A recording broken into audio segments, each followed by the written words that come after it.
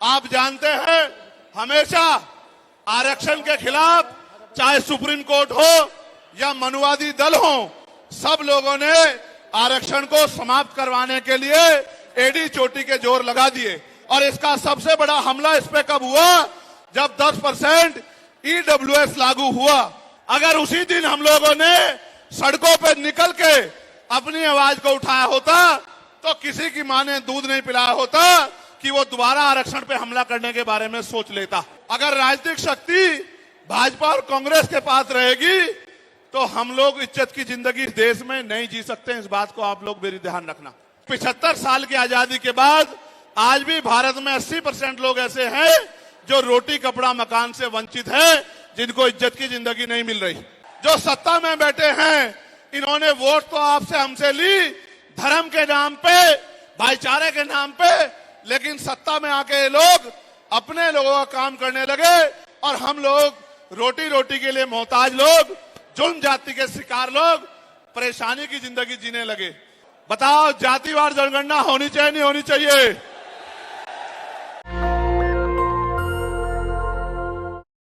अधिकारों की रक्षा की और आज भी इस देश में आरक्षण बचा हुआ है, नौकरियां बची हुई है, हिस्सेदारी बची हुई है, राजनीतिक व्यवस्था कायम है, लोकतांत्रिक व्यवस्था है। तो धन्यवाद करना चाहिए उन जातियों का जिन्होंने अपने प्राणों का बलिदान दे दिया, लाठी डंडे खाए, गोलियां खाई, लेकिन अपने अधिकारों को छीनने नहीं दिया। सब लोगों को उनका धन्यवाद करना चाहिए। लेकिन दुश्मन का ये षड्यंत्र है और दुश्मन बड़ा समझदार है। दुश्मन जानता है कि 2 अप्रैल 2018 के बाद में ये दलित समाज एकजुट हो गया था। जब दलित समाज एकजुट हुआ तो वो ये सोचने लगे कि इनकी एकता को कैसे तोड़ा जाए। आप और मैं जानते हैं, अगर आप झाड़ू की सिक्कों को इकट्ठा कर दोगे, वो सिक्के जो हैं एकजुट हो जाएंगे, उनको बांध दिया जाएगा तो वो सारा कचरा साफ कर देंगे। लेकिन अगर वो जो सिक्के होते हैं, अगर आपने उनको अलग अलग कर दिया तो वो कचरा साफ नहीं कर पाएंगे, वो खुद कचरा बन जाएंगे, उनकी कोई हैसियत नहीं बनेगी। इसलिए हमारे महापुरुषों ने बहुजन समाज में भाईचारे की बात की। और आप महसूस करो, बाबा साहब अंबेडकर ने अपने विरोधियों बैरियों के खिलाफ संघर्ष भी करना है, अपने अधिकारों के लिए संघर्ष भी करना है। मैं जब देश के बाहर गया तो मैंने देखा कि वो लोग तरक्की कर रहे हैं, उनकी जिंदगी खुशहाल है, उनकी जिंदगी अच्छी बन रही है। लेकिन उनकी जिंदगी तो अच्छी बन रही है, लेकिन 75 साल की आजादी के बाद आज भी भारत में 80% लोग ऐसे हैं जो रोटी कपड़ा मकान से वंचित हैं, जिनको इज्जत की जिंदगी नहीं मिल रही। तो मैं ये देख रहा था, मुझे बड़ी खुशी हो रही थी, लेकिन जब मैं भारत की तरफ देखता हूं तो बड़ी निराशा हाथ लगती है। फिर ये महसूस करता हूं कि आज जो कुछ हमारे पास है वो हमारे महान पुरुषों की संघर्ष की वजह से है। अगर हमारे महान पुरुष संघर्ष नहीं करते तो जो आज हमें मिला है ये भी हमें किसी कीमत पे नहीं मिलता।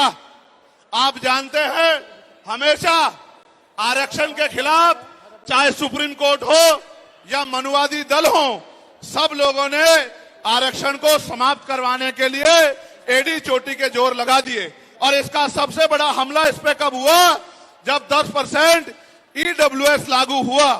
मुझे माफी चाहते हुए कहना है कि हमारे दलों ने भी हाथ उठा के, जो हमारे पूर्व के दल थे, उनका समर्थन किया, जबकि वो आरक्षण पे सबसे बड़ा हमला था। अगर उसी दिन हम लोगों ने सड़कों पे निकल के अपनी आवाज को उठाया होता तो किसी की मां ने दूध नहीं पिलाया होता कि वो दोबारा आरक्षण पे हमला करने के बारे में सोच लेता।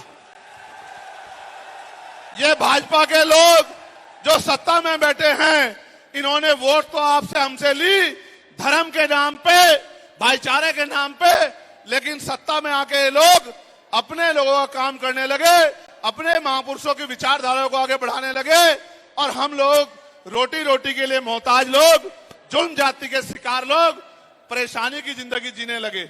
मैं चाहता हूं कि जो जिंदगी हमारे लोग ऑस्ट्रेलिया में जी रहे हैं, ऑस्ट्रिया में जी रहे हैं, इटली में जी रहे हैं, यूरोप में जी रहे हैं, पूरे अमेरिका में जी रहे हैं, कनाडा में जी रहे हैं, इंग्लैंड में जी रहे हैं। ऐसी जिंदगी की व्यवस्था भारत में भी हो, लेकिन ये तभी संभव है जब राजनीतिक शक्ति हमारे पास हो।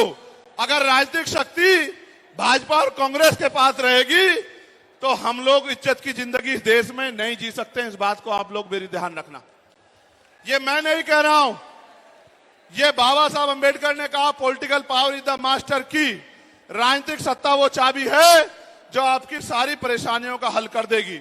और राजनीतिक सत्ता जिनके पास है उनके लोग हजारों हजारों करोड़ रुपए लेके भाग जाते।